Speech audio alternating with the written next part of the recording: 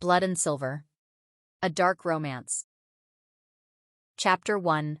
The Offering. She arrived at the gates of Thornmere Keep the way most unwanted things arrived. At the end of a rope. Not literally. Senna had her hands free, though the guard behind her kept one fist wrapped in the back of her cloak as though she might bolt, which was a reasonable concern, because she had already tried 3 times on the road from Valehurst, and he had simply been faster each time. He was bigger, broader, better fed, and 6 years of compound rations had done nothing for her speed. She had accepted this reality somewhere around the second attempt and redirected her energy toward observation. The keep was older than anything she had seen before. The stone in its walls was the dark gray of deep winter clouds, dressed in a mortar that had been worked into the gaps with a precision that suggested the builders had expected it to last forever and had arranged the construction accordingly. The gates were iron, black with age and weather, and they stood open. That surprised her. Everything she had heard about Aldrich Voss suggested a man who kept his gates closed. Everything she had heard about Aldrich Voss suggested a man who kept everything closed. They passed through the gatehouse and into a courtyard that was larger than the entirety of the compound where she had spent the last 4 years. Wolves moved through it, some human-formed, some not, and none of them looked at her directly, which was either a courtesy or an indication that her arrival was so insignificant it did not merit attention. She catalogued the distinction and filed it under unknown. The guard brought her to a stop before a set of interior doors and knocked once with the flat of his fist. "Wait here," he said, and went inside, leaving her standing in the courtyard with the cold of a Thornmere winter settling around her like something with intent. Senna stood and waited. She was good at waiting. 4 years in a healer's ward that was in practice a captive facility had made her exceptional at waiting. She had learned to make herself very still inside it, to occupy only the exact amount of space she was permitted, to keep everything she thought behind her eyes and out of her face. She did that now, and she looked at the courtyard and she memorized it the way she memorized everything. Exits, angles, patterns of movement, the quality of attention the wolves gave to their surroundings. 3 exits visible, 2 guarded, 1 was not.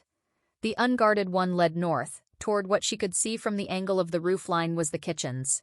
She filed that away too. The doors opened. A woman appeared in the frame. Tall, dark-haired, with the particular quality of stillness that denoted high-ranking pack hierarchy. Not the stillness of someone waiting, but the stillness of someone who had decided long ago that the world could come to her. "You're the healer," the woman said. Not a question, a categorization. "I'm Senna." She met the woman's eyes directly, which was slightly outside the parameters of what was expected from an Omega presented to a pack. But Senna had found that meeting eyes directly was useful because people revealed a great deal in the half-second before they decided how to react to it. This woman's reaction was a fractional narrowing, then a reassessment, then something that was not quite amusement, but was in the same family. "I'm Darva," the woman said. "The Alpha's steward. He'll see you when he's ready." She stepped aside. "In the meantime, you'll find your quarters and your workspace through the inner hall. I'll show you." Senna followed her inside. She did not look at the unguarded exit again, but she noted its position relative to the doors she was passing through, and she began to build the map inside her head that she built in every unfamiliar space. It was an old habit, older than the compound. It was the habit of a girl who had grown up knowing that the circumstances of her life could change with very little warning, and that the most important thing, in any room, was knowing where the door was. Her quarters were a room off the inner corridor, small but solid, with a stone hearth already burning, and a pallet that was considerably better than anything she'd slept on at Valehurst. There was a workroom adjacent, with a stone table and shelving, and several locked cabinets whose locks she examined with professional interest. "The Alpha's physician had those made," Darva said from the doorway, observing Senna's examination of the cabinet locks with an expression that had moved fully into the territory of cautious interest, "before he died." "How did he die?" A brief pause. "Poorly." Senna turned to look at her. "That's not an answer." "No," Darva agreed, and her voice carried something careful in it, something measured in the way that careful things were measured when the speaker had decided to tell the truth but had not yet decided how much of it to offer. "It's not. You'll learn the full account in time. For now I'd suggest resting. The Alpha does not keep conventional hours, and when he sends for you, it will not be with significant notice." She left, Senna stood in the workroom for a long moment, looking at the locked cabinets and the unfamiliar shelves and the fire that someone had lit for her without being asked. She thought about the unguarded exit to the north. Then she unpacked the small bundle she'd been permitted to bring from Valehurst, her healing tools, her herb stores, a knife she kept at the bottom of the bundle and never mentioned, and she arranged them on the shelving with the precise, methodical attention she gave to every small task she was permitted to own. She was still doing this when the howling began. It came from somewhere deep in the keep, below the stone floor, filtered up through the foundations like something that had been sealed inside the walls for a very long time. It was not the howling of a wolf in the ordinary sense. It was not hunting, not calling, not territorial marking. It was the sound of something in significant pain that had decided at some point to stop asking for help and was now simply enduring. Senna stopped what she was doing. She stood with a bundle of dried yarrow in her hands and she listened. Around her, through the walls, she could feel the keep change. A muted quality settled over the stone corridors. The specific quiet of a space full of creatures who had heard something they all understood and were responding to it by becoming very still. She put the yarrow down, she moved to the door of her room, opened it, and looked into the corridor. Empty. The wolves who had been moving through it a moment ago were gone, withdrawn. She could hear no footsteps, no voices, just that sound rising through the foundations of Thornmere Keep. She went back inside, sat on the edge of the pallet, and folded her hands in her lap. She kept her face neutral and her breathing steady. She had learned, over 4 years of captivity, and before that, over a lifetime of being the kind of person that people found inconvenient, to control the outward signals of what she was feeling. Inwardly, she was thinking very rapidly and with great precision about what kind of injury produced that specific quality of sound in something as powerful as an alpha, and whether the physician who had died, poorly, had died from something related to it, and whether the locked cabinets in the workroom might contain records that would tell her what she was actually here to deal with. She had been sent here as a gift. She had understood that from the moment the Valehurst warden had pulled her out of the healing ward and told her she would be accompanying the quarterly tribute. The Valehurst pack maintained its independence from Thornmere's territory by paying in goods and healers, and Senna was their healer with the most contained presentation, meaning the most suppressible, the most controllable, the most useful for this particular purpose. She had not been consulted. She had not expected to be. Consultation was not a courtesy that was extended to Omegas in captive compounds, and she had stopped waiting for it approximately 3.5 years ago. What she had done in the 6 days between being told she would be sent here and the moment she had found herself at the end of that rope was learn everything she could about Aldrich Voss, Alpha King of the Northern Territories, Lord of Thornmere Keep, exiled from the Central Council 12 years ago on charges that the public record described as conduct unbecoming of pack hierarchy, and that everyone she had managed to ask described with a lowered voice and a changed subject. She had 6 pieces of information when she arrived. 1. He had not chosen a mate. 2. He had held this territory for 12 years without challenge, despite active opposition from the Central Council. 3. His physician had died poorly. 4. He was feared by everyone who had met him and several who had not. 5. The last healer sent by Valehurst had not returned. 6. His eyes, according to the 2 people she'd spoken to who had actually seen him, were golden. Not amber, not hazel. Golden, the kind of color that denoted something very specific in the biological taxonomy of wolf hierarchy. She thought about all 6 pieces of information while the howling below the stone subsided into silence. Then she picked up the yarrow, finished arranging the shelves, and went to sleep. She would need to be rested for whatever came next. Chapter 2. The Alpha King. He did not send for her for 3 days. In that time, she learned the keep. Not conspicuously. She was careful about that.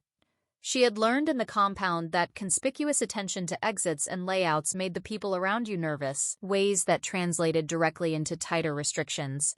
She learned it the way she learned everything, incrementally, woven through the ordinary movements of her work. She was given access to the secondary stores, which was where the medical supplies were kept, and she spent the first day of her own initiative doing inventory, because whoever had last maintained those stores had done so with excellent intention and deteriorating organization. She cataloged what was there, what was depleted, what was expired, what was mislabeled. She made a list in the small notebook she kept inside her boot, written in the shorthand she had developed at Valehurst, which was not a language anyone else could read. On the second day, Darva brought her 2 patients, a young wolf with a broken arm that had set badly. She reset it cleanly and splint it properly and gave him something for the pain without being asked, which seemed to surprise him, and an older woman with a chest infection that had gone on long enough to become something more serious. She dealt with that carefully, using the conventional remedies and not the gift, because she did not know yet whether the gift was the reason she was here or a liability she needed to keep hidden. And until she knew, she kept it contained below the threshold of detection. The compound had taught her that. 9 years of suppressance and observation, and the careful, precise measurement of exactly how much was safe to reveal. The gift was a restoration ability. She could accelerate healing, knit tissue, reduce fever, pull a body back from the edge of things it had no business surviving. In a compound, it made her valuable. In a pack, it made her something to be controlled. She had not yet determined which category applied here. On the third day, Darva appeared in her workroom doorway at an hour that was closer to midnight than anything else, and said, "He'll see you now." Senna dried her hands on a cloth, set down the preparation she had been working on, and followed. They went down. She had expected that, given the nature of the sound 3 nights ago, but understanding the expectation and experiencing the descent were 2 different things. The stairs went deeper than she had initially assessed from the architecture of the keep, which meant there was more below than the foundations suggested. The air changed as they descended, growing warmer, which was not what cold stone underground should do. It was the warmth of a contained fire, of a space that had been heated consistently over a long period of time.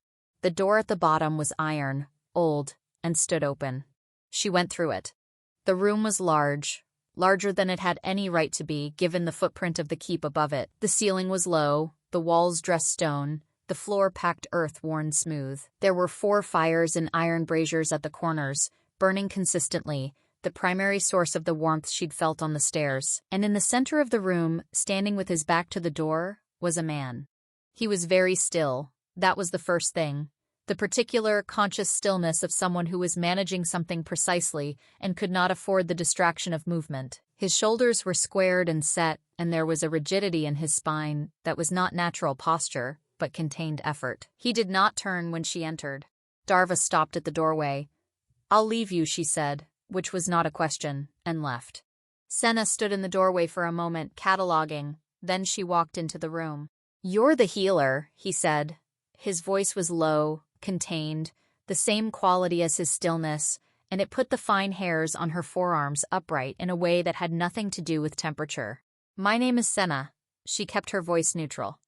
"I've been told I'm here to serve the pack. I'd prefer to know what the pack actually needs before I try to serve it." He turned then. She had been told his eyes were golden. She had categorized this as possible hyperbole. It was not hyperbole. They were the specific, extraordinary amber gold of a fire seen through dark glass, and they were the eyes of something older than the man standing in front of her. Something that lived behind the controlled exterior with a patience that was indistinguishable from permanence. He looked at her, and she had the distinct and precise sensation of being read. Not observed, not assessed. Read, the way a scholar read a text they had already studied and were now checking for errors. His face was what she would have called severe if she were being neutral, and what she would have called devastating if she were being accurate. Sharp angles, a jaw that looked like it had been carved by someone who did not believe in softness, a mouth that was currently set in a flat line. He was tall, significantly taller than the compound wardens. She had spent 4 years carefully not provoking, and there were scars visible on his neck and the back of his right hand. The kind of scars that came from something that had been repeated many times over a long period. He looked at her for a long time. "You're smaller than the last one," he said. "The last healer," she said, "who didn't return." Something moved in his face, not guilt. It was not that kind of expression. It was something that acknowledged information without offering anything about the speaker's relationship to it. "No," he said, "she didn't. I'd like to know what happened to her." "I imagine you would."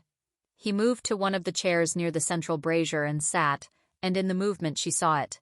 The specific controlled quality of someone managing a structural pain that they had decided not to display. The same thing she had noted in the movement of an old patient at Valehurst, who had a bone-deep injury in his hip and had spent years learning to walk in a way that did not announce it to the room. "Something in your left side," she said before she could stop herself. "Mid-torso, not skeletal, probably tissue, but it's been there a long time." He stopped. He looked at her with those golden eyes, and the expression on his face was something she had no prior category for. Not anger, which was what she had prepared for. Not the particular cold displeasure of a dominant wolf who had just had their weakness noted by a lesser hierarchy rank. Something else. Something that was trying to decide what it was. "Sit down," he said finally. "I'll tell you what you're here for." She sat. She kept her hands still in her lap and her face neutral. But inside, in the place she had learned to keep very quiet, something was paying very close attention. "I am dying," Aldrich Voss said, not with drama, with the flat, factual delivery of a man reporting weather conditions. "Not quickly. It's a slow process. My physicians have described it variously as a curse, a condition, an affliction. The last one died trying to cure it and taking the wrong approach at the wrong dosage." He paused. "The one before her spent 6 months arguing that it wasn't real and left when I demonstrated that it was." "What are the symptoms?" Senna asked. He told her. She listened with the complete, focused attention of a trained healer and did not interrupt and did not let any of what she was hearing show on her face, which required considerable effort, because what he was describing was something she had read about once, in a restricted text at Valehurst, in a chapter that detailed conditions affecting dominant wolves who had undergone prolonged isolation from a pack bond, and the text had described it as uniformly fatal within 5 years, and had offered no treatment. He finished. The room was quiet. The fires in the 4 braziers burned steadily. "How long has it been progressing?" she asked. 7 years. She did the calculation. "You were exiled 12 years ago. The symptoms began 5 years in." Something in his jaw shifted. "You know my history. I know the public record of it. The public record is clearly incomplete." She held his gaze. "What actually happened?" He looked at her for a long time. Then he said, "That's not the most practical question at this particular moment." "No," she agreed, "but it's the one I'm asking." Another long silence. The fires crackled. Somewhere far above them, through the stone and the earth, she could hear the distant sound of the keep at rest, the improbable, ordinary sound of wolves living their lives in a space that had been built by a man who was apparently dying, and had been dying for 7 years, and had told no one except the physicians who had either died or left. "I'll tell you," he said slowly, "when I've determined whether you're worth telling." "Reasonable," Senna said. He looked at her again with that same quality of complete, undivided attention. She met it with the same quality of stillness she brought to everything. It was not, she noted with some precision, the same kind of stillness. His was the stillness of contained force. Hers was the stillness of long practice. "What do you need to begin?" he said. "Access to the full medical records," she said. "Everything your previous physicians documented. The locked cabinets in the workroom. Done. Permission to use my gift fully, without restrictions, when I determine it's medically appropriate." A pause. The last healer who used her gift fully in this keep died from the attempt. His voice was not a warning. It was information, delivered as information.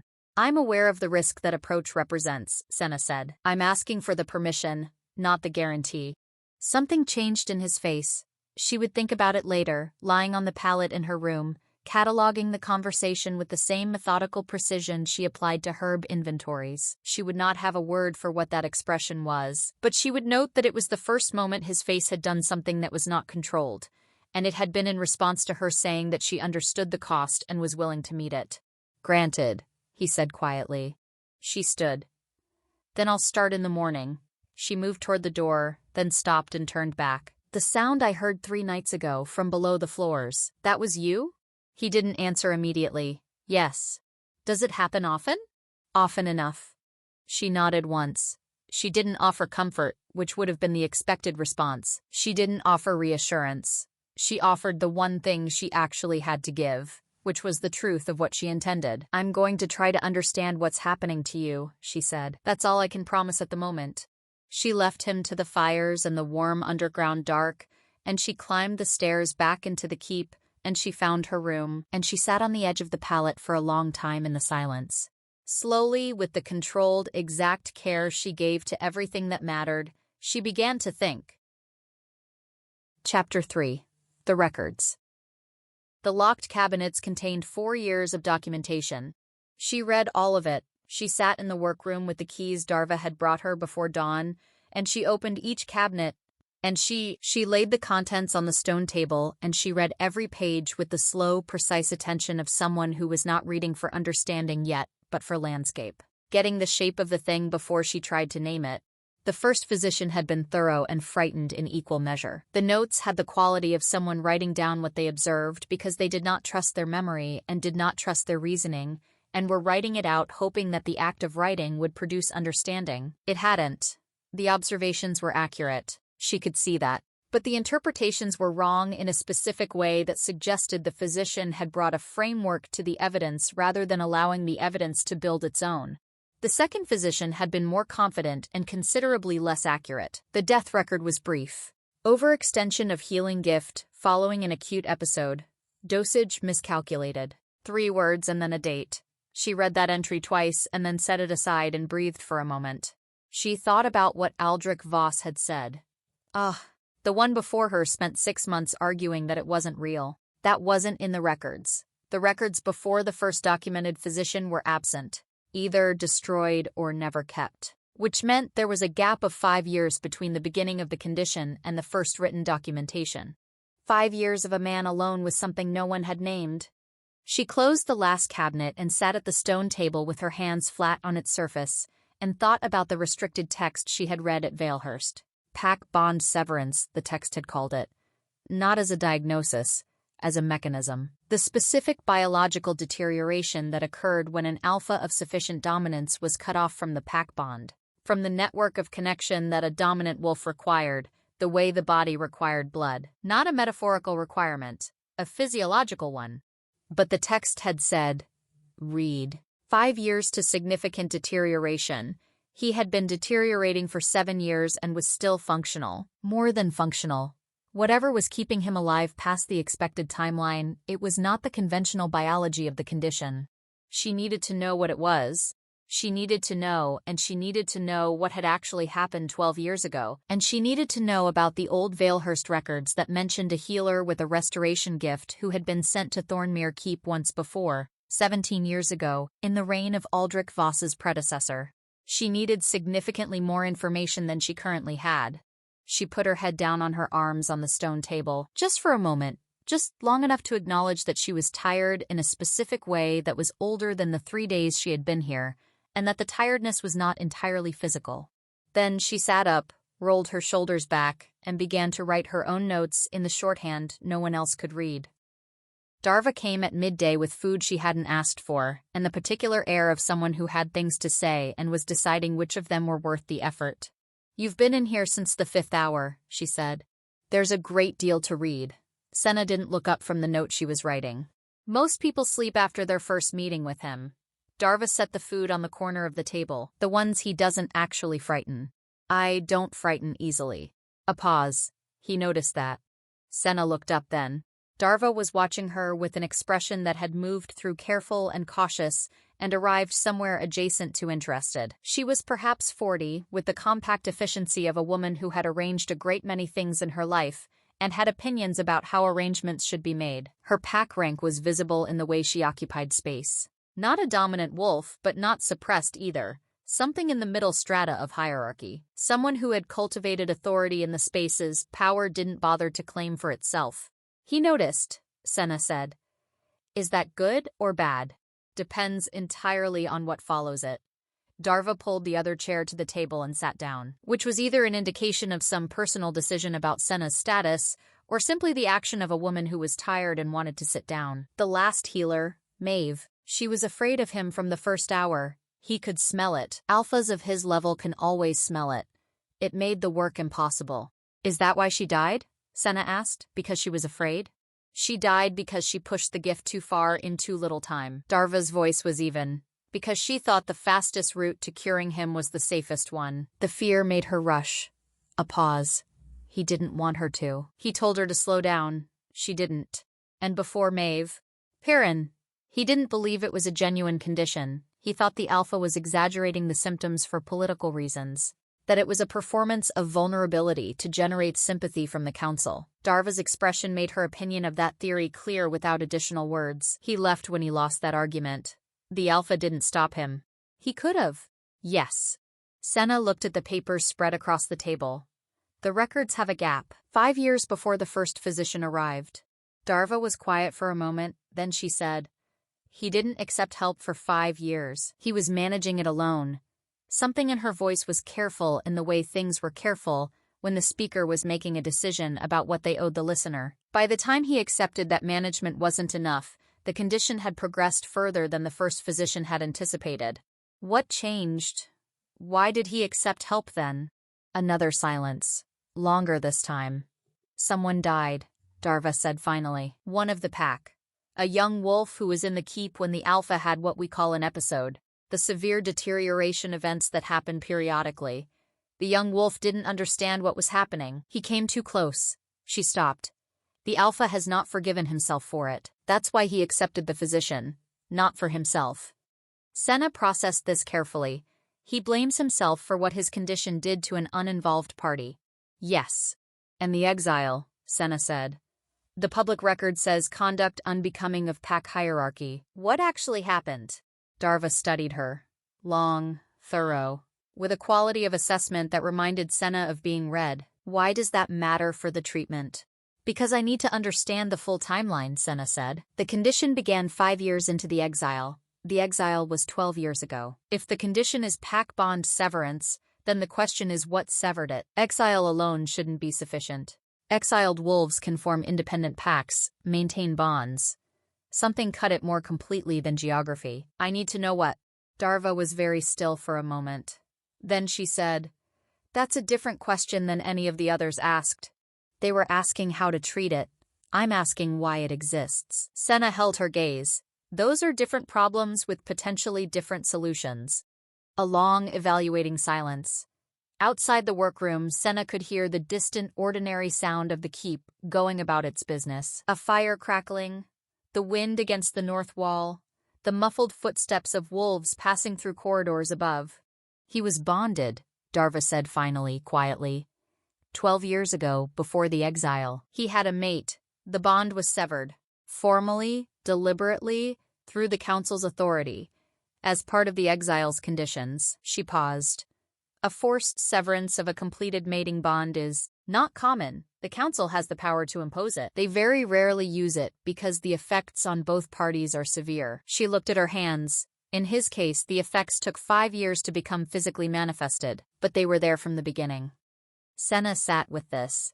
A forced severance of a completed mating bond. She had read about this too in the restricted texts, in the sections she had found in the Valehurst archives in the middle of the night during the year she had systematically read everything that was kept locked. The texts described it as a biological violence, not metaphorical, not political. Biological violence, the text had said, that severs a neurological and spiritual architecture that the body does not know how to survive.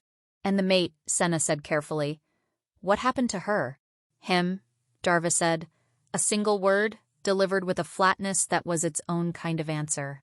Senna absorbed this. The adjustment took approximately 3 seconds and required no visible rearrangement. What happened to him?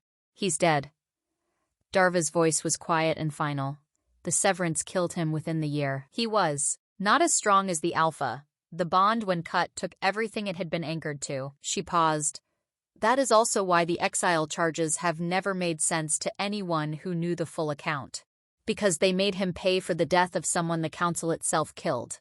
Yes, Darva said. The fires in the brazier popped and settled. Senna looked at her notes, the careful shorthand lines of observation that now had to be entirely rewritten in light of what she had just been told. She picked up the quill. She began to write. Don't tell him what I've told you, Darva said quietly. Not yet. Not until you understand enough to use it properly. I wouldn't, Senna said. She paused. I understand the difference between information and its timing. Something crossed Darva's face. A recognition of something. She stood, gathering herself to leave, then stopped. He asked about you this morning, how you presented in the meeting. I told him you didn't perform the appropriate deference responses. A pause. he didn't seem displeased. She left. Senna kept writing. Outside the keep, the winter sky darkened from gray to the deep iron of approaching night, and somewhere in the foundations below, Aldrich Voss was managing alone the thing he had been managing alone for 7 years, and Senna was beginning, slowly and with great precision, to understand what it was. Chapter 4: Winter Work. Weeks passed in the rhythm of careful attention. She saw him daily. This was not a social arrangement. It was a medical one, and they both treated it as such, which was itself a form of unusual mutual respect. She did not perform warmth, she did not feel, and he did not perform the authority he was not exercising. The sessions were precise and functional, and they did not speak except about what was relevant to the work. Except that, gradually they did. Not about anything significant at first. She asked clarifying questions. He answered with the flat, unadorned accuracy of someone who had decided to be honest about his condition and could not quite stop extending that honesty into adjacent territories. She observed things and sometimes said what she observed because it was medically relevant, and sometimes said what she observed because it was true, and the habit of saying true things had been so thoroughly suppressed in her that everyone in my writing, studying modern judgment, time she did it felt like a small act of reclamation. He always listened. That was the thing she catalogued first, the thing she kept returning to in the evenings when she sat at the stone table and wrote her notes. He listened with the complete, undistracted attention of someone for whom listening was a primary skill rather than a courtesy. He never interrupted, he never redirected. When she finished speaking, he took a moment. Always a moment. She learned to expect it and then learned to value it. And then he responded to what she had actually said, rather than to what he had expected her to say. This was sufficiently unusual to be worth recording. The condition progressed, as conditions did, with the indifference of biological processes to human schedule. The acute episodes came 3 times in those weeks, each time in the deepest hours of the night. Each time driving the keep into the particular held-breath silence she now recognized as the sound of an entire household, managing collective worry in the only way available to them, which was to stay very quiet and wait. She was present for the third one. Not by plan.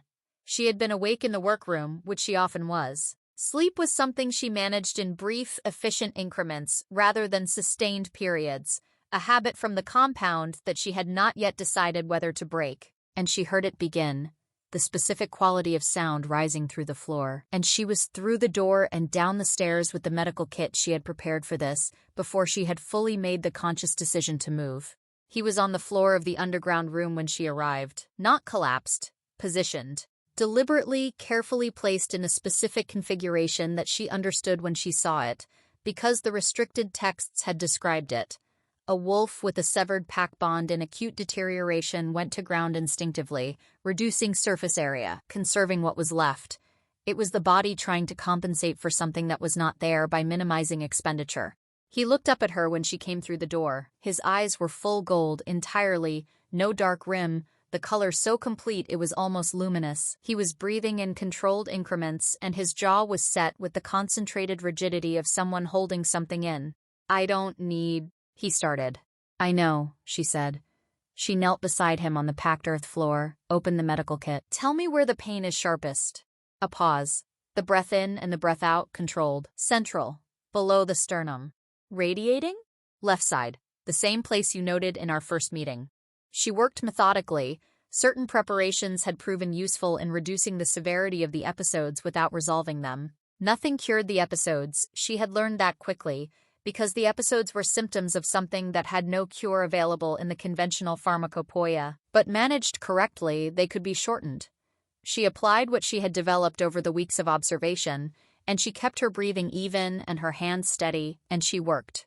It was only when the sharpest phase had passed. She could tell by the specific relaxation of the muscles along his jaw, the slight easing of the extreme gold of his eyes back toward something more livable, that he said quietly, "Why did you come down?"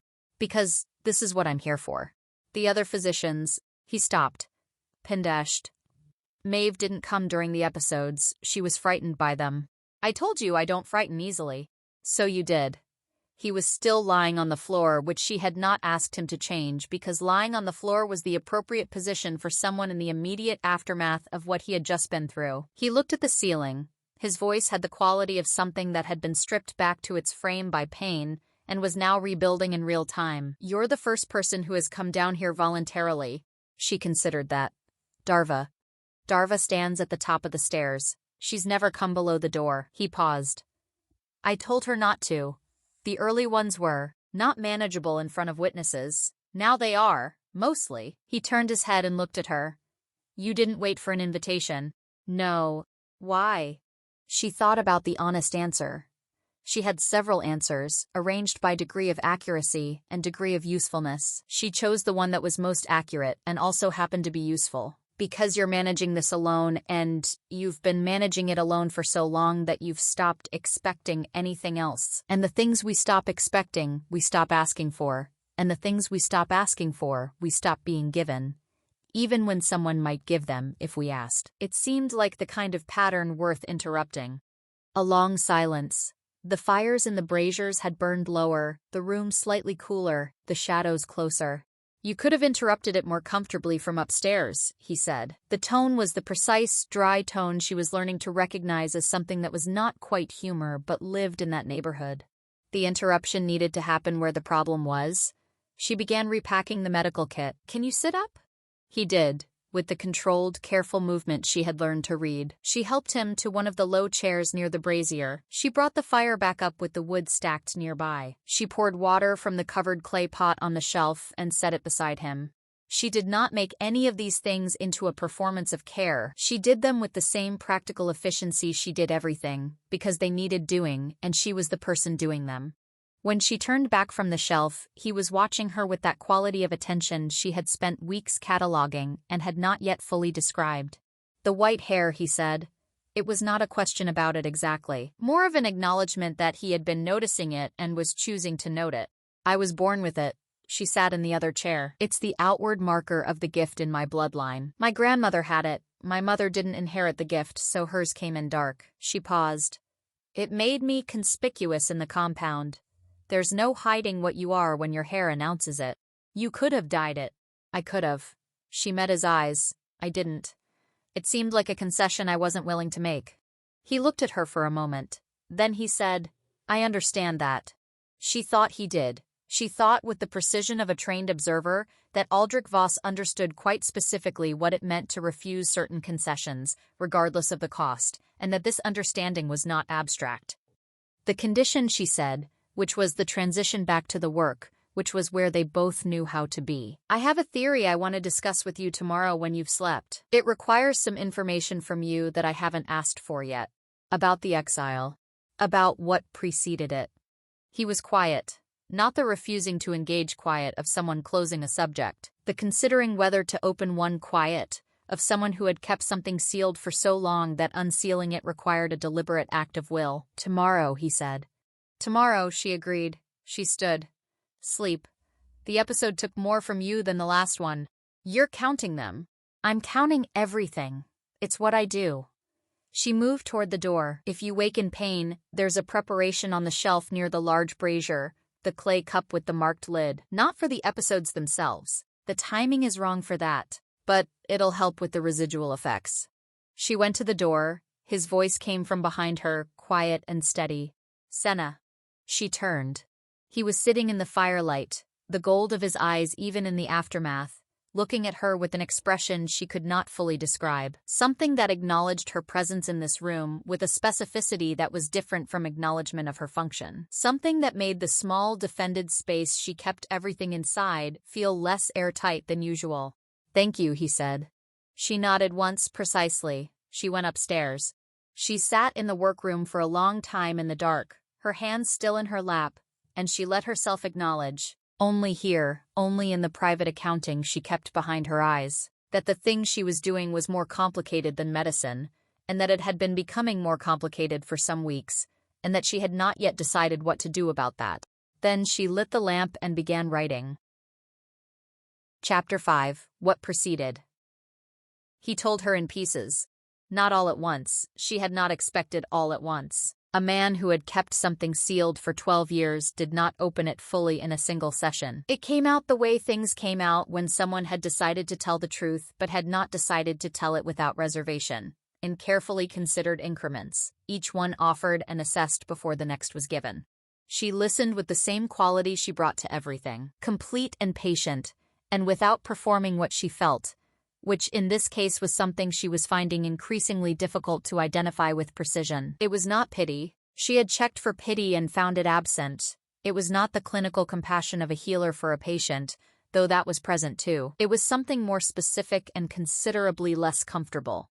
His name had been Evren. He said this first, and it cost him something to say it. Not a visible cost, but she had learned to read the invisible ones. Evren had been a healer, like Senna, with a different kind of gift, something to do with what Aldrich described simply as being in the room when it mattered, which she understood to mean a presence-based ability, the kind that didn't translate to text or testimony but was unmistakable in experience. He had been part of the pack 12 years ago, before the Council's involvement, before everything else. The Council disapproved, Aldrich said. His voice was even, drained of performance, just the facts of a thing that had happened, as he remembered them. An Alpha King's mate is a political arrangement by convention. The selection is supposed to involve the Council's approval. There are bloodline considerations, territorial considerations, the strategic value of the bond. He paused. Evren had no political value to them. He was a healer from a small independent pack in the Eastern Territories. No bloodline claim, no strategic weight. Another pause. I disagreed with their assessment. You bonded anyway, Senna said. Yes, flat, final. But below the flatness, something that had not gone anywhere in 12 years. The bond was completed before they were informed, I thought. I calculated incorrectly that a completed bond could not be legally severed, that the precedent was too severe to invoke. He looked at the fire. I was wrong. They invoked it anyway. The precedent was invoked twice in the last century. I knew that. I had simply decided that the political cost of using it would be sufficient deterrent. A long pause. It was not. The exile was the punishment for refusing the Council's authority, Senna said, and the bond severance was the punishment that came with it. The bond severance was the punishment that was intended to break me, he said. His voice was still even, still controlled. The exile was manageable. Exile is survivable. A forced severance. He stopped. Something moved in his jaw, a muscle tightening and releasing. Evren died within the year. I received the notification 3 months into the exile. A formal letter from the Council informing me of the incidental death of a peripheral party in the execution of disciplinary measures. That was the letter's exact phrasing. Incidental. The word landed in the room and stayed there. Senna kept her breathing steady and her hands still. She did not speak. There was nothing to say that was not either inadequate or dishonest, and she had decided some time ago that the inadequate and the dishonest were both disrespectful options in the presence of something real. He looked at her after a moment with those golden eyes. You don't offer condolences. Would they be useful?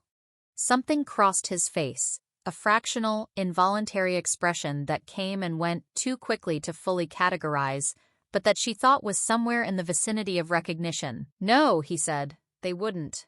The condition began 5 years later, she said, returning to the work, which was where she was safe and where she could be useful, and where the thing she was carefully not examining could be put to one side while she focused on what needed focusing on. The texts I've read describe forced severance as immediately destructive to both parties. Evren died within a year. You should have begun deteriorating sooner. I was told that by the first physician as well. What have you been doing? She kept her voice clinical. In the 5 years before the symptoms manifested, there must be something that delayed the progression. He was quiet. The consideration in his face was different from the considering whether to open quiet she had learned over weeks. This was the consideration of someone who had not thought about this from the angle she was offering. There is a practice, he said slowly, that some of the old northern packs use. A meditation form. I learned it from an elder in the 2nd year of the exile, a wolf who had lived alone in the Velar ranges for most of his adult life. It involves, I don't have a precise description for it, a specific orientation of internal attention, a way of holding the absence of the bond, so that the body doesn't register it as an active void. Senna stared at him. You've been substituting, she said. I've been. You've been using a meditative practice to simulate the biological effect of the pack bond. You've been filling the void with something that functions like a bond from the inside. She was on her feet now, which she did not usually do during sessions, but could not help. That's why the timeline is different. That's why you're still alive. She was thinking very rapidly, her mind moving over everything she had read, every piece of the restricted texts, the medical records, her own weeks of observation. The practice is slowing the deterioration by giving your body something to organize around. But it's not sustainable indefinitely because it's a substitute, not the thing itself. Yes, he watched her pace with an expression of careful attention. That is what I concluded approximately 3 years ago. And you didn't tell the physicians. Fyron wouldn't have believed it. Maeve, he paused. Maeve was working on a different premise. She believed the cure was pharmacological. She wasn't wrong that pharmacology has a role, but she wasn't. She wasn't asking the right question. The right question is what the practice is substituting for and whether that substitution can be made real. Senna stopped pacing. She turned to face him. A pack bond is a two-party construction. It requires an anchor on both ends. What you're doing with the meditation is holding one end open without an anchor on the other. She paused. But the biology doesn't require the specific lost bond. It requires a bond, the right architecture, the right match. He looked at her with an expression she couldn't describe, something very still and very careful, and underneath the stillness, something that had not moved in a long time. That's a different problem than any of the others framed, he said. I know, she sat down, her hands were steady. Inside she was not steady. But that was what the inside was for. It's also a significantly more complicated one. She met his eyes. But it's the correct one. The fires burned. The underground room held the warmth it had been holding for years. Somewhere above, the keep continued in its ordinary rhythms, not knowing what was being said in the room below. She told herself that what she felt was the clarity of a correctly framed problem. She told herself that the specific warmth in her chest was the satisfaction of intellectual progress. She had been telling herself things for a long time. She was beginning to notice when they were less than entirely true. Chapter 6. The Lady Corinne. She came in the deep of the second month.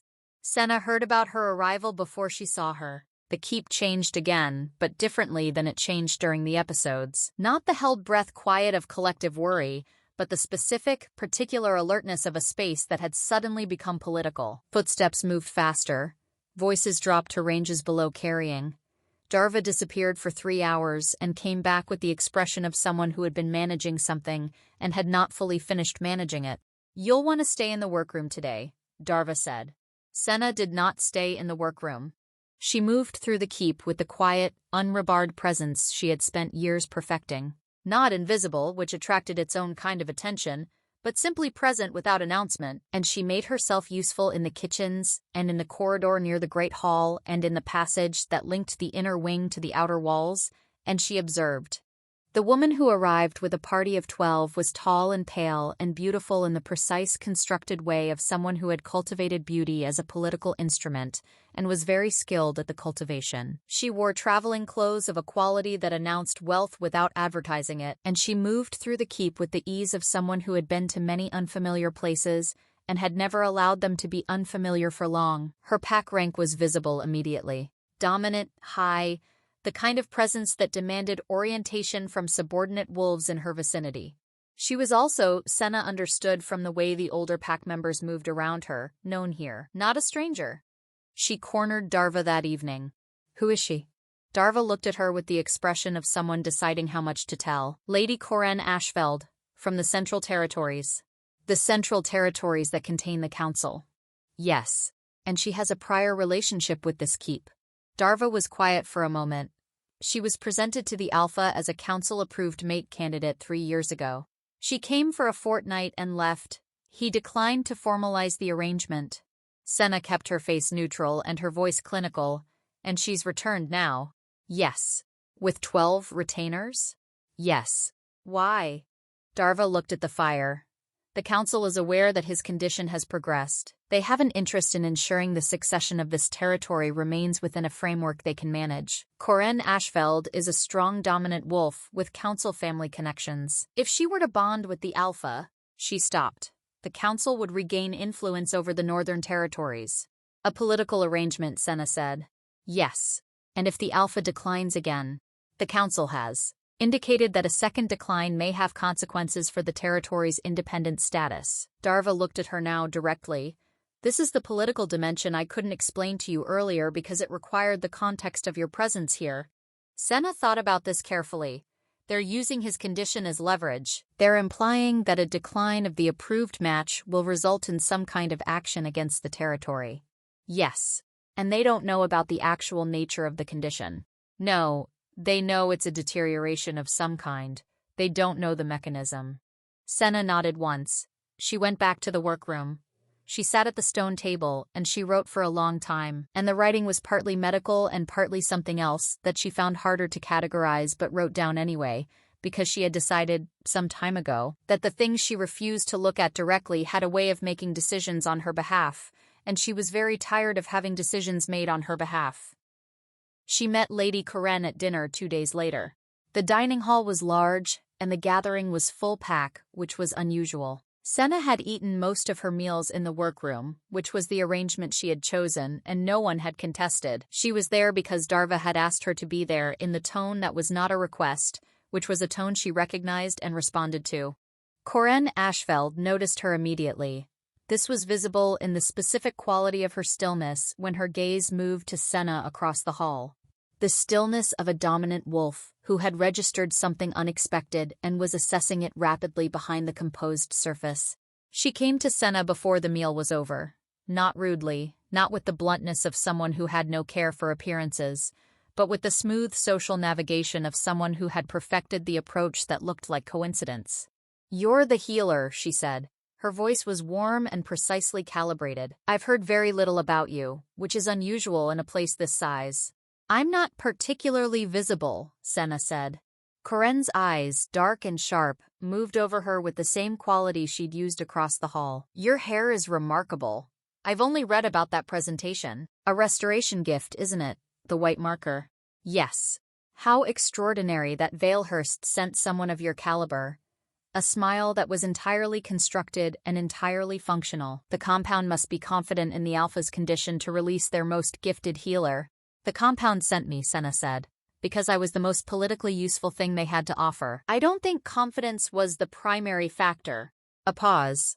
A reassessment, slightly more visible this time. "Honest," Corinne said. "That's refreshing." "It's efficient," Senna said.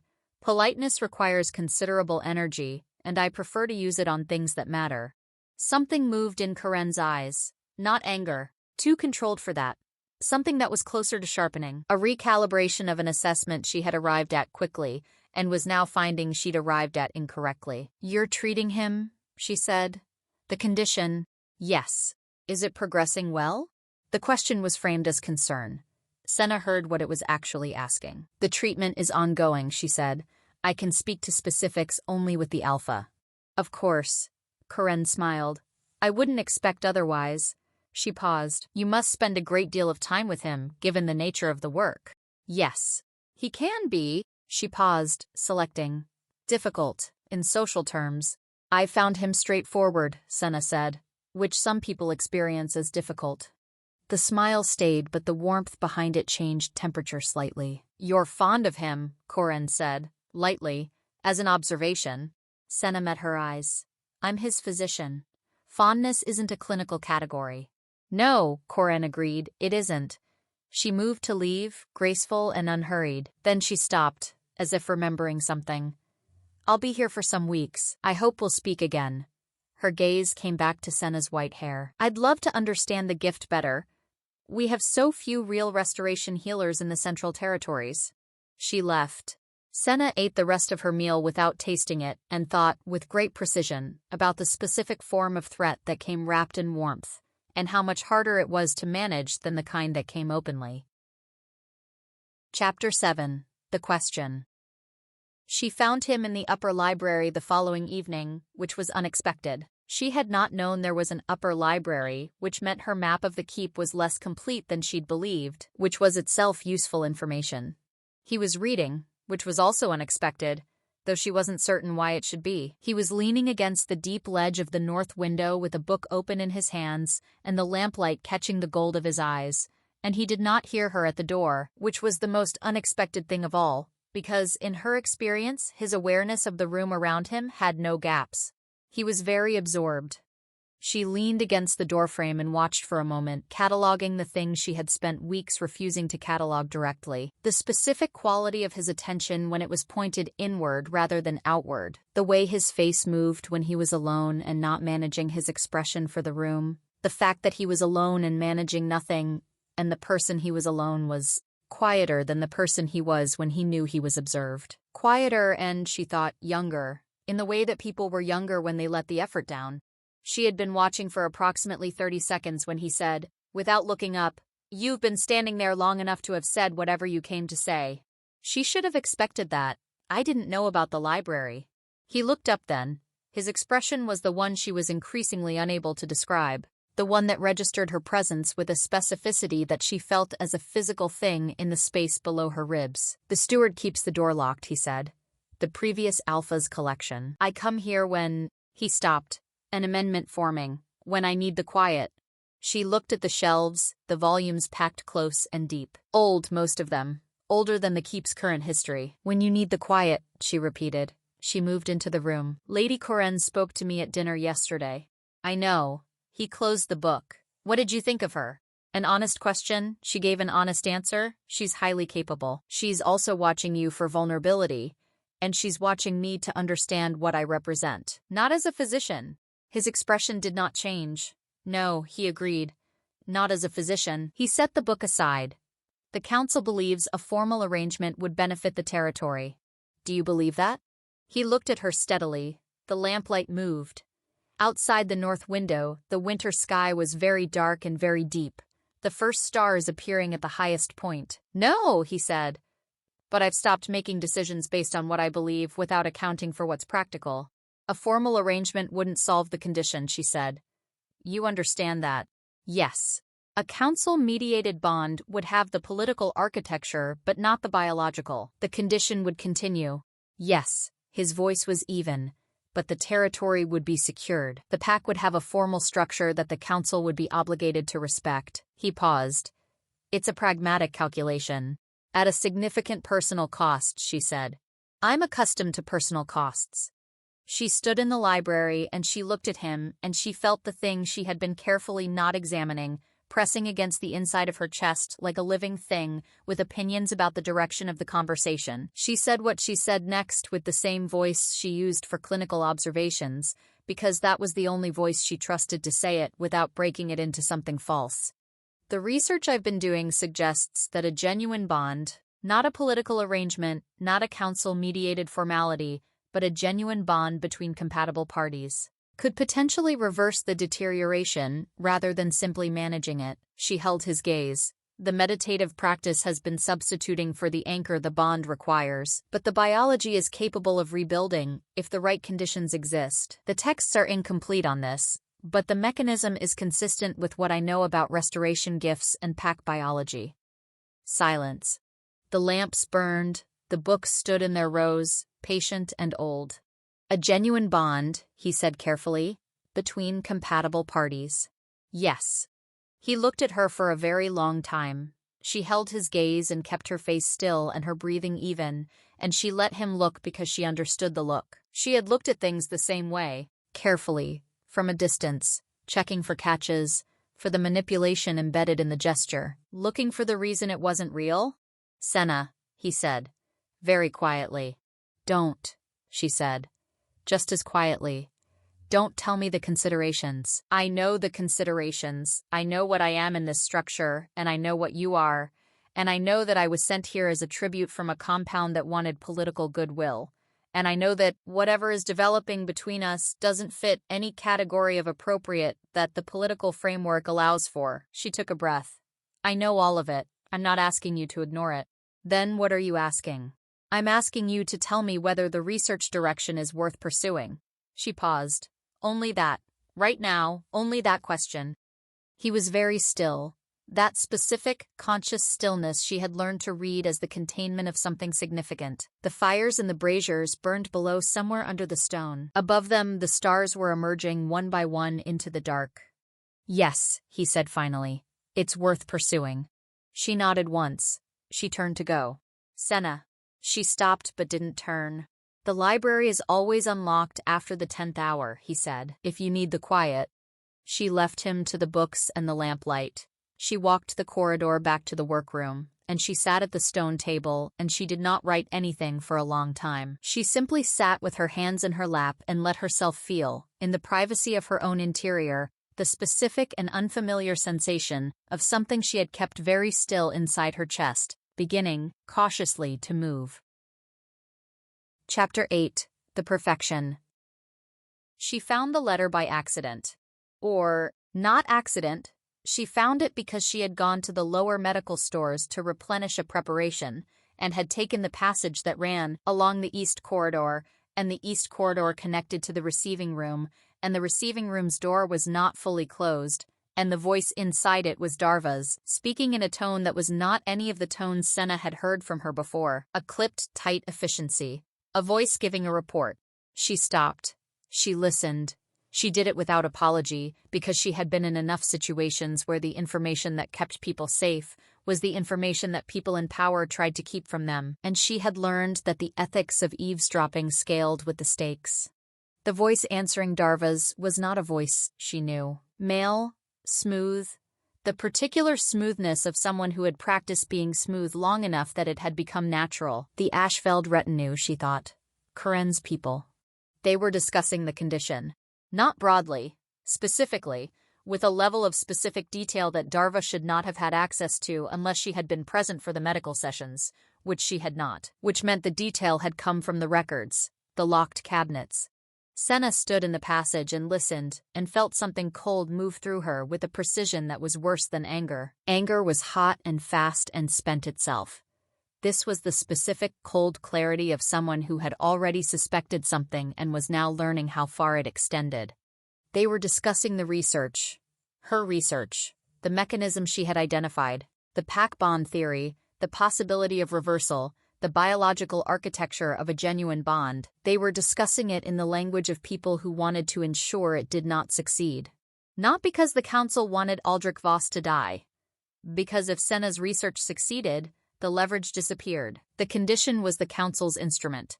A terminal alpha was a controllable alpha. A man who knew he was dying on the council's terms would eventually calculate that the pragmatic option was to accept what the council offered. Take the approved match, formalize the arrangement, hand the territory back into their framework.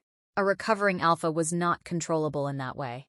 She stood in the passage for 11 more seconds. She counted them. Then she walked back the way she had come, placed every step with deliberate quiet, and went to the underground room. He was there. He was always there at this hour, working through the meditative practice she had learned to recognize by the specific quality of stillness it produced. Different from his ordinary stillness, deeper, interior. "Don't stop on my account," she said, and sat in the chair near the brazier and waited.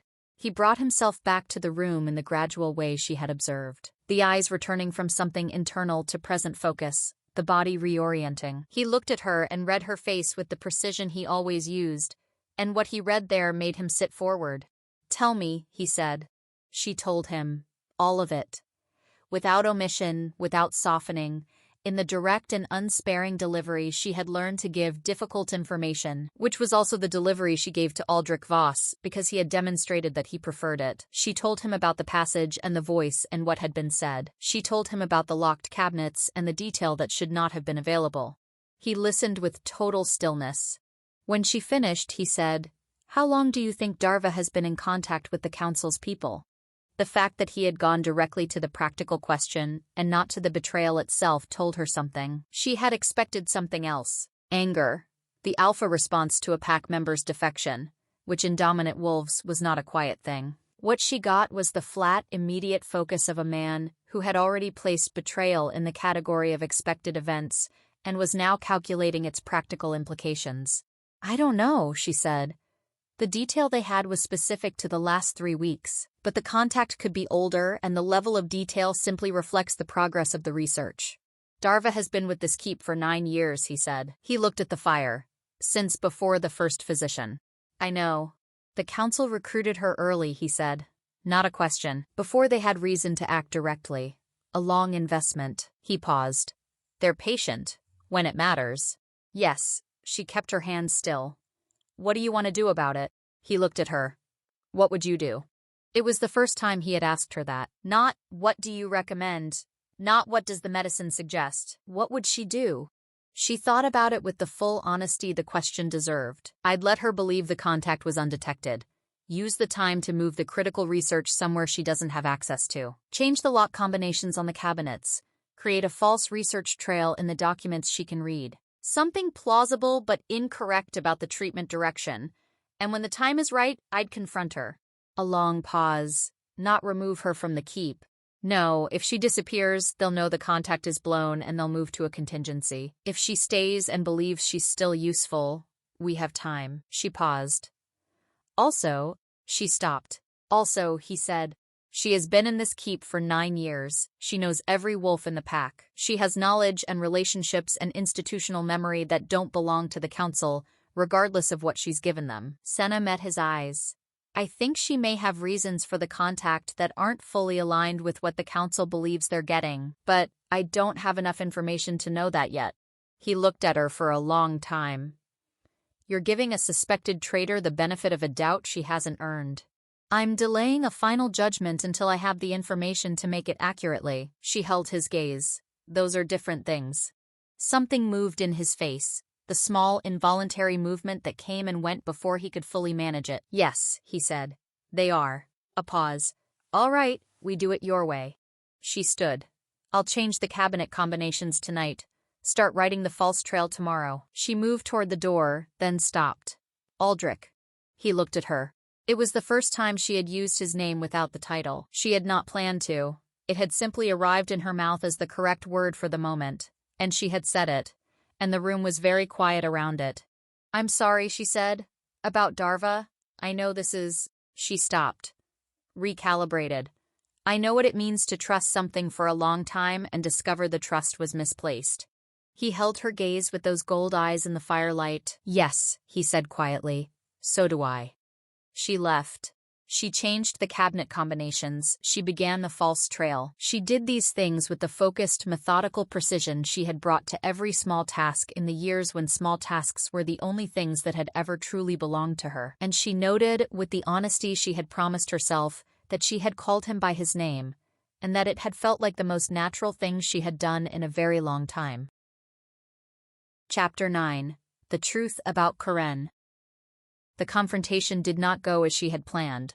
She had planned for Darva. She had spent a week constructing the approach, timing it, preparing for the variables. She had not planned for Lady Karen herself. Karen came to the workroom, alone, without her retinue, without the smooth social navigation, without the warmth that was not warmth. She came at the end of the day when the keep had settled into its evening rhythms, and she knocked once, which was itself significant. A dominant wolf seeking access to a lower hierarchy rank did not usually knock. Senna opened the door.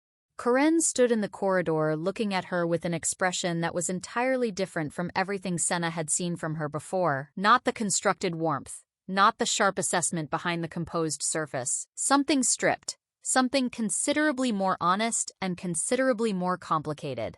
"May I come in?" Karen asked. Senna stepped back from the door. Karen came inside, looked at the workroom, the shelves, the cabinets, the stone table covered in Senna's notes. And then she turned and she said, "I know you heard the conversation." Senna said nothing. She kept her face neutral and she waited. "I know because I was the one who told Darva to let you hear it," Karen said. The room was very quiet. Senna looked at her and felt the shape of what she'd understood shifting into a different configuration. "Explain," she said. Karen sat down in the chair near the table without being invited. She sat with the exhaustion of someone who had been carrying something heavy for a long time. "The council sent me here to monitor the treatment, to ensure it didn't succeed in a way that removed their leverage." "That is accurate." She paused. "What the council doesn't know is that I have been monitoring them in return for 4 years. Senna was still. "I was initially what they intended," Karen said. "I was recruited to the council's network 8 years ago, when I was 22 and ambitious and genuinely believed that the council's framework for pack governance was the best available option." She looked at her hands. "I was wrong. I spent approximately 3 years figuring out exactly how wrong, and another year figuring out what to do about it." "And what did you decide to do about it?" Senna kept her voice clinical. I decided to stay in the network, as an asset that was not in fact an asset. I decided to stay close enough to the council's interests to understand what they were planning, and far enough from their actual directives to ensure that planning failed where it mattered most. She paused. Darva is one of mine. She has been for 6 years. Her contact with the council's operative in my retinue was, as of 3 days ago, known to me and managed by me. Senna sat down slowly. She was recalibrating, building the new map over the old one, checking it for accuracy, checking it for the catch. The information they received through Darva, she said carefully, was accurate up to 2 weeks ago. Since then, it has been managed. Koren met her eyes. What they believe about your research is what I've allowed them to believe. The mechanism you've identified. The bond architecture theory. They don't have that. What they have is a version of the pharmacological approach that Maeve was pursuing. They believe you're working along the same lines. Why, Senna said. Why help him? Koren was quiet for a moment. Because the council exiled him for a reason that had nothing to do with the charges they filed, she said, and I have access to the full record of those proceedings. The actual record, not the public version. She paused. What they did to him, and to Evren, the forced severance, was not a legal act under the original pact charter. It was an illegality that was executed because they had the power to execute it, and believed no one who knew the truth would survive to contest it. Senna thought about the restricted texts she had read at Valehurst. The biological violence of a forced severance. The text's flat, clinical language over something that was not clinical at all. You have the documentation, she said. Yes. And you've been keeping it until the right moment. Until the Alpha was in a position to survive what the right moment would bring, Koren said. Which requires your work to succeed. She met Senna's eyes directly. Which is why I let you hear that conversation. Because I needed you to know the threat was real, and I needed you to move faster than you were moving, and I needed the Alpha to trust you with the full information. A pause. He trusts you, by the way. That trust is not something he gives. I've been watching him for 2 years across 4 interactions, and I have not seen him give it to anyone the way he gives it to you. The room was very quiet. Senna looked at her notes on the table. Her shorthand lines, her calculations, the medical and the other kind that she had finally begun writing down because she had decided that refusing to look at things directly was not the same as them not existing. What do you need from me? She said. Koren reached into the fold of her traveling coat and placed a document on the stone table. Folded, sealed, the seal already broken. The original council record of the exile proceedings. Everything that should have been public and was suppressed. She paused. If you can complete the treatment, if you can build the proof that a genuine reversal is possible, then the medical record, combined with this documentation, combined with the witnesses I've spent 4 years identifying, constitutes sufficient grounds to bring the council before the independent pact tribunal. Senna looked at the document. She did not touch it yet, and the territory would be formally cleared of the exile, the Alpha reinstated in his full standing, the charges nullified. Koren paused. Which means the council's leverage disappears, and they know it would, which is why they've been working very hard to ensure the treatment doesn't succeed. Senna picked up the document. She read it carefully, all of it, with the slow precision she brought to everything that mattered. It took a long time. Koren sat in the chair, and was quiet and let her read. When she finished, she set it down. I need to tell him, she said. I know. All of it. Including your involvement. I know that too. Koren paused. I would prefer to be present when you do, but I'll defer to your judgment. Senna looked at the woman who was not what she had appeared to be, and thought about the specific complexity of people who were operating in multiple layers simultaneously, and how difficult it was to read them accurately before you had enough information. I misjudged you, she said. You assessed me accurately with the information you had, Koren said. You were working with an incomplete picture. Yes. Senna stood. She picked up the document and held it carefully. I've had some experience with that. Chapter 10. Something that had been sealed. She told him that evening. All of it. The passage, what she had heard, what she had concluded, the week of planning, and then Koren's arrival, and what that meant, and what the document contained. She laid the document on the table between them in the underground room, and she told him what was in it without requiring him to read it in front of her, because she understood the specific difficulty of receiving information that confirmed what you had already known but had never been able to prove. He read it anyway, in full, with the careful, unhurried attention of a man who was not going to allow himself to receive something this significant in abbreviated form. She sat across from him and watched the fire and waited.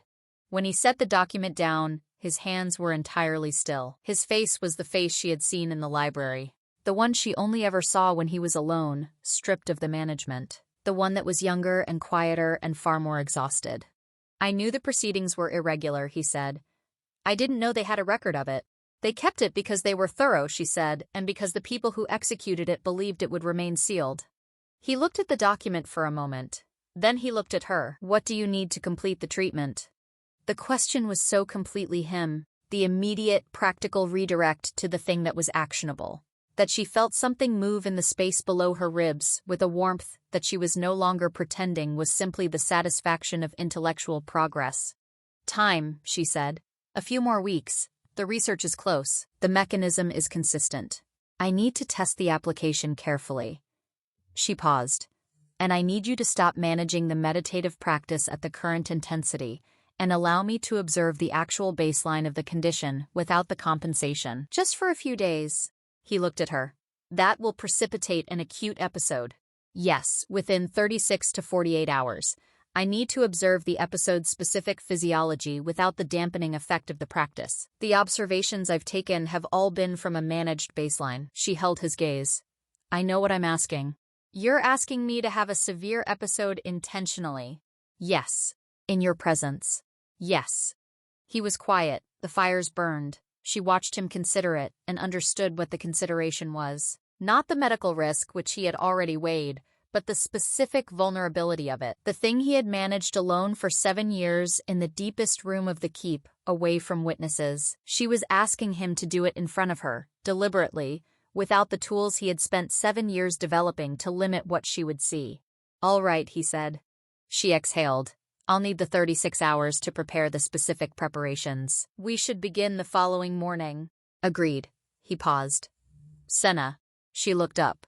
He was looking at her with the expression she had no word for, the one she had been cataloging and was no longer cataloging because she had understood, some weeks ago, that it was a look that belonged to the same category as what she felt when she looked at him, and that the category did not have a clinical name. "The document," he said. "The tribunal, if it proceeds. The things that become possible if it proceeds." He paused. "You were sent here from a compound." "As a tribute." "Yes. Whatever the tribunal finds, your status doesn't. The compound's claim on you doesn't automatically." "I know," she said quietly. "That's a different problem. We'll solve it separately." He looked at her. "I intend to solve it," he said. The flatness of the delivery was the same flatness as his most important declarations, the ones he said once, without decoration, because he meant them completely. "That's not a conditional." Something sealed inside her for a very long time cracked open just slightly. Not dramatically. Not with the sudden quality of things that break. With the gradual, aching quality of something that had been sealed against the cold for a long time and was beginning, in warmth, to understand that it was allowed to open. "I know," she said again, softer this time. The fires burned. The underground room held its warmth. Above them the keep was quiet and ordinary, not knowing what had just been said in the room below. She stopped the practice at dawn 2 days later. The 36 hours passed in the rhythm of preparation and waiting. She had everything ready, the specific preparations that addressed the mechanism rather than the symptoms, the observations she needed to take, the documentation that would complete the research. He was in the underground room when it began.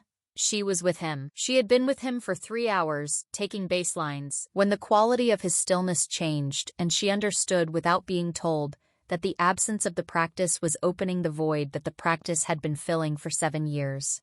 It was worse than the observed episodes. She had known it would be. She had prepared for it with the specific practical care she gave to things she knew would be terrible, which was to prepare for them as thoroughly as possible and then to be present without flinching when they arrived. She was present. She did not flinch. She took every observation she needed, with her hands steady and her attention complete, and she administered everything she had prepared in the order she had prepared it, and she talked to him throughout. Not comfort talk, which she did not have and he would not have wanted, but the calm, clinical narration of what she was observing and what she was doing, because she had found that the sound of a specific, purposeful voice was itself grounding. At the 3-hour mark, the worst passed. She had known it would.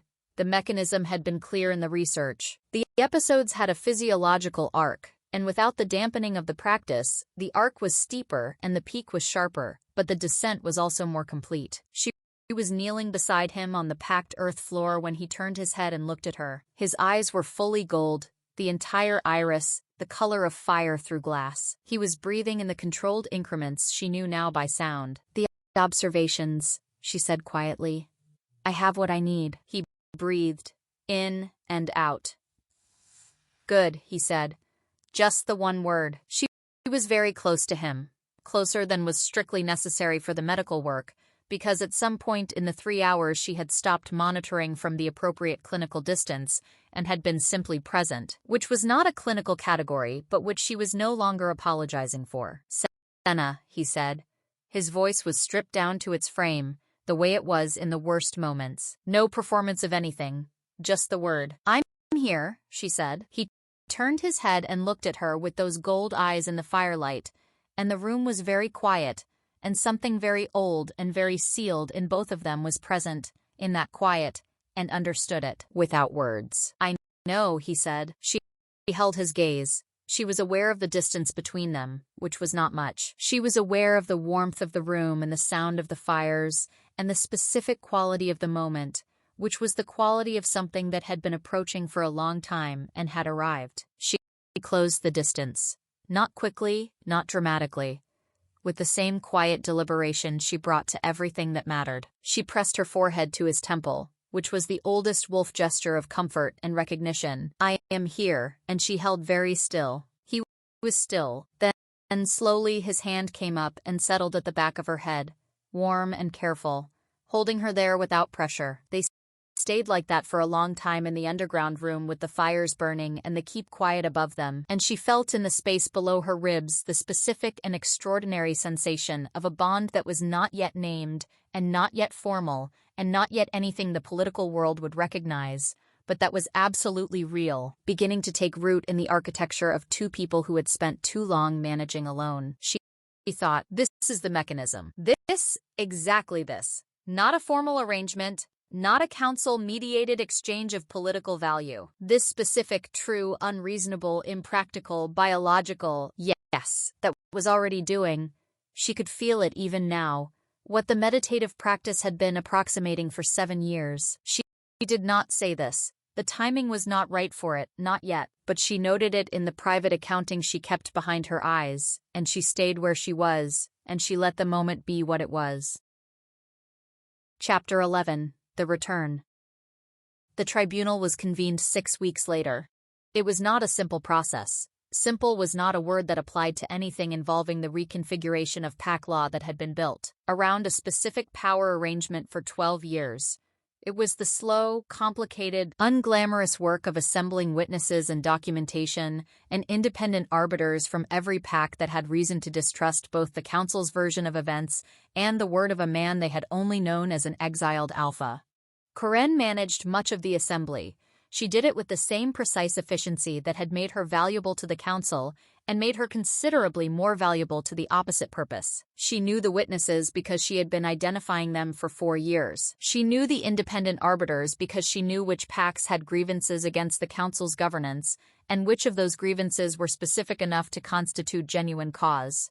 Senna completed the research. She did it in the 3 weeks after the observed episode, with a focused intensity that she was aware was partly medical urgency and partly something else. The need to finish the thing, to hold the complete answer in her hands, to know that what she had felt in the underground room was not something she had imagined from proximity and exhaustion, but was the verifiable, documentable, biological truth of what was actually happening. The documentation was complete, the mechanism was confirmed, the reversal was not instantaneous. It required time and sustained proximity, and the deliberate choice of both parties to stop managing alone and to anchor to each other. But it was real.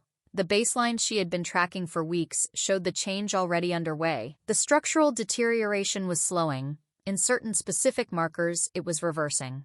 She presented the research to him in the workroom, the first time she had done a formal medical presentation in that space with him present. She laid out the findings with the same flat, precise delivery she gave to everything factual, and she watched him read the documentation she had prepared, and she watched his face while he read it.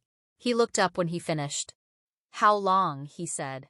"To full reversal of the existing damage? I don't know. The texts don't describe a prior case of confirmed reversal. I'd estimate 18 months to 2 years conservatively." She paused. "The deterioration progression will stop significantly faster. Weeks, possibly. It may already be decelerating." He looked at her steadily. "And the cost? To the treatment as I've described it, or to me personally?" "Both. She thought about the honest answer to both questions.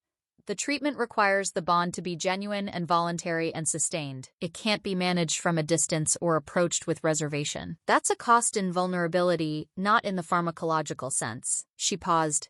"Personally," she stopped, "I don't experience it as a cost." A silence, long and full. "The compound's claim on you," he said. "Coren's tribunal documentation covers the conditions of Valehurst's tribute arrangements. The independent pact charter supersedes those conditions if the tribunal finds in the expected direction." She paused. "Which she believes it will." "I'm not asking about the legal resolution," he said. "I'm asking what you want." She looked at him for a long time. She had been asked what she wanted approximately 3 times in her adult life, and each time the question had arrived in contexts where the honest answer was not safe to give. She examined the safety of this context. She examined it with the same precision she examined everything. She found it was the safest context she had ever been in, possibly the first. "I want to finish the work," she said. "I want to see you recovered, not managed, not compensated, actually recovered. I want to stay and do the work of rebuilding whatever this territory needs rebuilt, because there is a great deal that needs rebuilding, and I have skills that are suited to it." She held his gaze. "And I want—" She stopped. "Let the word arrive without managing it. I want what is already growing between us to grow without the political structure pretending it isn't there." He stood. He crossed the distance between them with the deliberate, unhurried quality he brought to everything that mattered, and he stopped directly in front of her, and he looked at her face with the complete, specific attention she had come to understand as the way he looked at things he intended to keep. "The compound," he said. "The 4 years. What was done to you there?" "I survived it," she said. "I'm not defined by it." "No," he said. "But I want you to know that I know it happened. That Something moved in his jaw. "That I intend to spend a significant amount of time ensuring that what follows is different." Something that had been waiting very patiently inside her simply settled, the way things settled when they had been in the wrong position for a long time and found the correct one. "Then we should begin," she said. Something crossed his face that she finally had a name for. It was not the contained expression, not the managed public face, not the stripped frame of the worst moments. It was the expression of Aldrich Voss when there was no performance required. Relief, she thought, was the closest word, though it was bigger and deeper than that word usually meant. He reached out and took her hand, carefully, as though she were something that could break, which she appreciated, because she was not breakable, but the carefulness itself meant something. "Then we begin," he said. The tribunal convened in the great hall of the Independent Pack Summit at Mirath, 300 wolves from 20 packs, on a morning that was cold and clear in the way that things were clear after long storms. The documentation was presented by Coren Ashfeld, who stood before the assembled arbiters and delivered the account of 12 years of council illegality with the flat, undomestic precision of someone who had spent 4 years preparing for this moment and had decided that the facts required no theatrical emphasis. Aldrich stood in the hall and said very little. He answered what was asked directly and without elaboration, in the same voice he used in the underground room, stripped down to its frame, honest, without performance. Senna stood in the hall beside him, not behind, because that was where she was meant to stand, and she felt through the connection that was real now, anchored and deepening and already doing what she had documented it doing, the specific quality of his presence, the way he was aware of her at the edge of his attention even while speaking, the constant, quiet orientation that was not possession and not protection but simply presence, mutual, chosen. Darva gave testimony. She was the last witness. She stood before the assembled packs and she gave a full account, without omission. And when she finished, she looked at Aldrich and said one thing that was not part of the formal record. She said, "I convinced myself it was necessary, that what the council was doing was manageable if kept within certain limits. I was wrong. I am sorry." She paused. "I have been sorry for longer than I allowed myself to say it." He looked at her for a long time. "I know," he said. The tribunal deliberated for 3 days. The finding was what Karen had predicted, which was the finding that evidence and clear record made inevitable. The exile charges were nullified. The bond severance was found to be an illegal act under the original charter. The council's authority over the Northern Territories was revoked, pending a restructuring of the governance framework to include independent pack oversight. The charges against Aldrich Voss were expunged in full. The specific wolves on the council who had authorized the severance were named. That would be a different process, and a longer one, and it would require sustained attention from people who were willing to stay in the rooms where decisions were made and ensure they were made correctly. Senna noted this with the same precision she had noted everything over the last months. There was a great deal of work ahead. She had not come this far by refusing to do work. They walked out of the summit hall into the winter afternoon. The sky overhead the specific shade of pale blue that came after cloud, and the air cold and clean and carrying the distant smell of pine from the northern ranges. Senna stopped on the steps and looked at the mountains. The Thornmere peaks were visible from here, the dark line of the range against the pale sky, the summits catching the last of the afternoon light. Aldrich stopped beside her. Sick, without trying to. "The keep will need to be rebuilt," he said. "Not architecturally. The pack structure, the relationships that were built around the condition and around the isolation. Those take time." "Yes," she said. "Longer than the physical recovery." "Yes, the physical recovery is the straightforward part." She paused. "You know that." "I do." He looked at the mountains. "You said once that things we stop expecting, we stop asking for, that the pattern was worth interrupting." "I remember. I spent 7 years learning to manage without asking for anything." He turned and looked at her, and his expression was the one she had finally named. The relief that was bigger than that word usually meant, combined with something else. Something that had not been in the room for 7 years and was now back, and was uncertain of its welcome and was here anyway. "I find I've forgotten how to stop managing long enough to simply—" He paused. She turned to face him fully. The wind came down from the mountains and moved through her white hair, and she felt it and did not look away from him. "Ask," she said. He held her gaze for a moment, then he said, "Stay, not as a physician, not as a tribute, not as a political arrangement. Stay because you choose to stay, and because what is growing between us has a future worth growing into, and because I would like—" He paused. "I would like to learn what it is to not manage alone, with you." It was the longest speech she had heard from him that was not functional. It was also, she thought, the most precisely true thing she had heard from anyone in a very long time. She stepped forward. She put her hand in his, the way she had in the underground room, the specific deliberate warmth of two people choosing the same direction. "I'm already staying," she said. The bond which had been building in the architecture of weeks of small true things, the talking, the listening, the presence without flinching, the choosing to be in the room where the problem was, settled into place with the quiet finality of something that had found what it was built to anchor to. It was not dramatic. She had not expected it to be. Real things rarely were. Below her in the valley, the summit hall was full of the slow, difficult, unglamorous work of building a different governance from the pieces of the existing one. That work would require years, and would be imperfect, and would require the sustained attention of people who understood that the things built wrong over a long time took at least that long to properly unmake. Senna was willing to stay in the room. She held his hand in the cold air of a winter afternoon, and she looked at the mountains, and she felt in the space below her ribs. The space that had kept everything very still and very small for so long. The specific and extraordinary sensation of everything, finally, beginning to move. She looked at him. He was looking at her. "Come on," she said.